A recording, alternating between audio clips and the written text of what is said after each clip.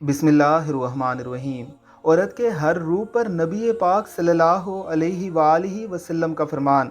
औरत अगर बीवी के रूप में थी तो नबी करीम सल्लल्लाहु अलैहि वसल्लम ने फरमाया, खदीजा अगर तुम मेरी जिल्द भी मांगती तो मैं उतार कर दे देता।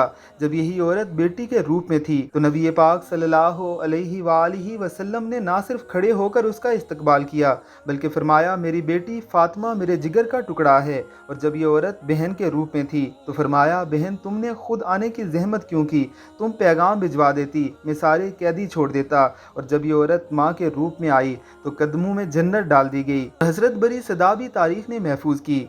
फरमाया गया, ए सहाबा इकराम रिजवानुल्लाह अलैहिम अजमईन, काश मेरी माँ जिंदा होती, मैं नमाज इशा पढ़ रहा होता, मेरी माँ मुहम्मद पुकारती, मैं नमाज छोड़कर अपनी माँ की बात सुनता।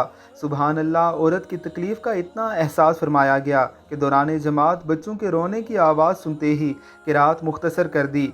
ए उम्मत मुहम्मदिया की बेटियों, तुम बड़ी अजमत वाली हो।